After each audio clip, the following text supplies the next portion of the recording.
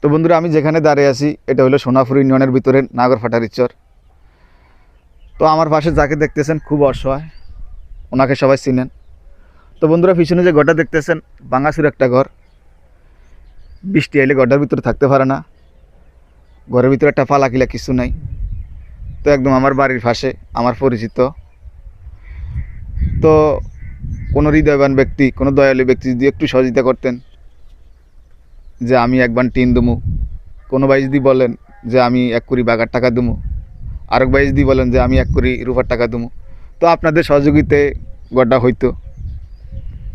তো খালা, আপনি কিছু বলেন।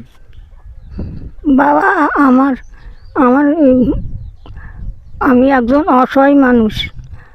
আমার ঘর কান পড়িয়া যায়, ভাঙ্গা ছুটি একসার।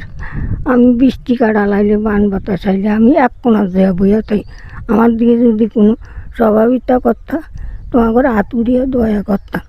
আল্লাহ তোমার করে শান্তি রাখত, টাকা পয়সা দিত, প্রতিটি আর মালিক দিত, তো দয়া করতাম। আল্লাহ তোমার করে শান্তিতে রাখতে দয়া করতাম। তো এই যে কম্বল পাইছেন, আপনি খুশি হয়েছেন নি? খুশি হয়েছি। তো আমার তোমার audience করে এর জন্য দোয়া দোয়া করুন, করেন। আল্লাহ তোমার করে শান্তি থাক, টাকা পয়সা প্রতিটি আর মালিক করে দুঃখ তো আমাদের প্রবাসী ভাইদের জন্য দোয়া করেন একটু।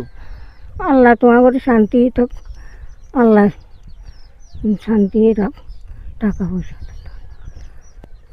তো বন্ধুরা, সবাই ভালো থাকবেন।